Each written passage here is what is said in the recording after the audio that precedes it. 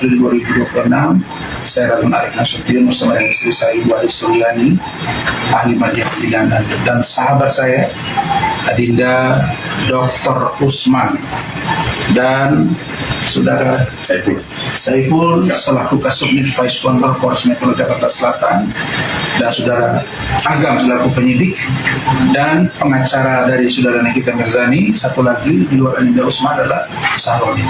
Hari ini kami bersepakat, beliau ini mewakili kepentingan hukum dari kliennya Nikita Mirzani. Saya selaku prinsipal langsung datang. Saya mengucapkan terima kasih. Hari ini telah terdapat satu sikap yang luar biasa. Kami telah melakukan perdamaian, sehingga antara saya dengan Nikita sudah tidak ada masalah lagi. Baik laporan Nikita terhadap saya, baik laporan saya terhadap Nikita Mirzani. Sampaikan salam saya Dinda kepada beliau. Insya Allah saya akan besok beliau, baik beliau sedang di rumah sakit atau sedang di lapas tuntutan. Mudah-mudahan apa yang dilakukan oleh Saudara atau Adinda Saiful dan kawan-kawan ini bisa menjadi sebuah spirit dalam banyak pergerakan atau tindakan para lawyer ke depan. Amin. Karena berdamai itu jauh lebih baik daripada berseru yang tidak berkesudahan dan akan memberi impact negatif, maksud saya negatif bagi tindakan kita yang sesungguhnya akan lebih mulia kalau kita berdamai. Jadi selama sidang Pengadilan Negeri Jakarta Selatan, waktu sidang umum, kemudian waktu tingkat banding dan kasasi, itu ada pergerakan di belakang layar, ya, yang katanya ingin mengusahakan agar Nikita Mirzani bisa bebas. Kemudian terjadilah segelontoran uang yang sejumlah di totalnya 4M, ya. Ini 3 kali transaksi, 2M, 1M, 1M terhadap seseorang yang katanya bisa menjanjikan. Padahal itu tidak pernah ada, ya, tidak pernah ada itu bahwa akan ada orang yang bisa membebaskan Nikita Mirzani, itu tidak ada. Itu hanya akal-akalan saja. Karena apa? Karena buktinya uang itu hanya dimakan oleh orang tersebut, ya. Tidak ada jadinya bahwa jangan terframing dengan narasi-narasi bahwa jangan bahas soal M, kasihan Nikita, nanti Nikita bisa bertambah hukumannya. Itu nggak ada, ya. Karena tidak pernah ada perjanjian tertulis untuk apa perpindahan uang sebanyak 4M tersebut. Ingat ya, Nikita Mirzani lagi di dalam penjara, kemudian harus memakan uang sejumlah 4M dan uangnya dimakan. Itu sadis, ya, biadab. Berarti bukan pendukung Nikita Mirzani gitu, ya. Kemudian Nikita Mirzani melalui admin akun resminya sudah mewarning, jangan bawa-bawa nama Nikita Mirzani di huru-hara di antara sesama pendukung Nikita Mirzani, ya. Jadi jangan menaikkan followers, menaikkan view dan lain-lain dengan membawa embel-embel pendukung Nikita Mirzani. Itu sudah warning, sudah ada beberapa akun kan yang sudah di-warning. Makanya kalau bahas Nikita Mirzani itu harus objektif. Bahas segala macam langkah dan upaya hukum Nikita Mirzani yang harus dilakukan. Sekarang yang sedang berjalan adalah PMH. Bahaslah tentang PMH. Kemudian bahaslah tentang illegal access. Kemudian bahas tentang produk DRG yang sudah dilaporkan oleh beberapa korban, di mana Nikita Mirzani menjadi saksi. Kemudian bahas juga soal PK, peninjauan kembali. Supaya apa? Supaya otak kita tuh jalan, cerdas, kita belajar hukum. Ya, walaupun di sosial media. Kita juga bisa baca-baca di Google soal hukum, soal pasal-pasal dan lain sebagainya. Itulah yang namanya objektif.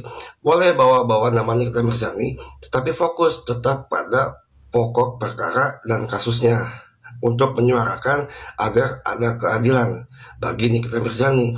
Karena pendukung Nikita Mirzani sejati, pertama, tidak akan pindah kubu, tidak akan mencelak-mencelok, dan percaya bahwa yang dilakukan bersama DRG itu adalah kesepakatan, bukan pemerasan.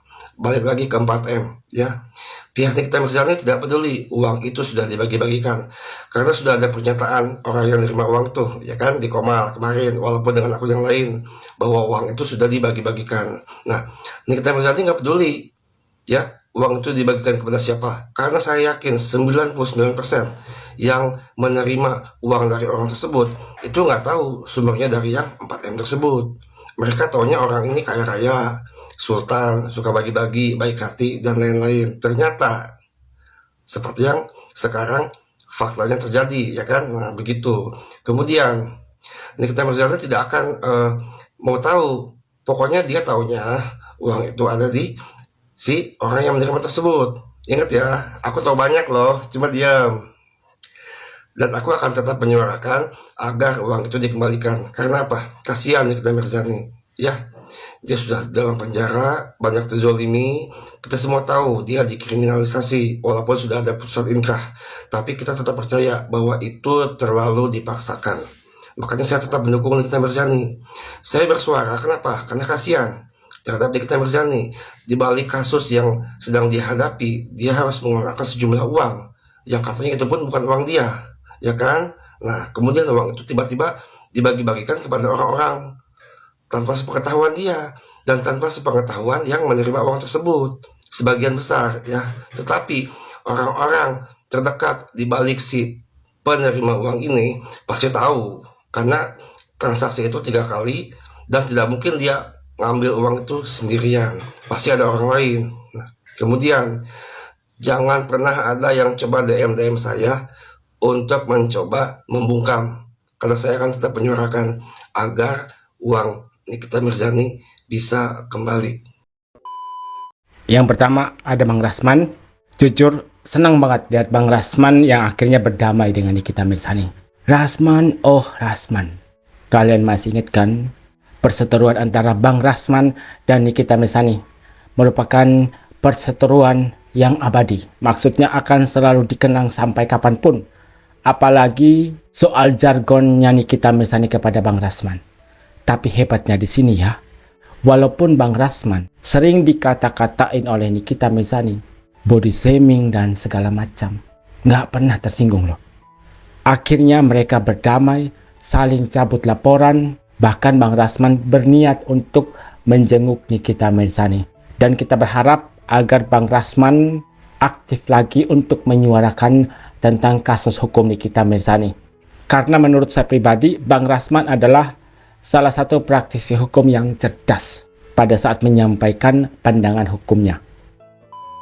Yang kedua, di postingannya cerita netizen kan ada warning untuk mereka-mereka yang ngakunya pendukung Nikita Mirzani tapi selalu bikin huru-hara antar penggemar. Di situ ada komentar dari Drama Halu. Itu Rumbela sama Awing sering bikin komal tentang Nikita Mirzani.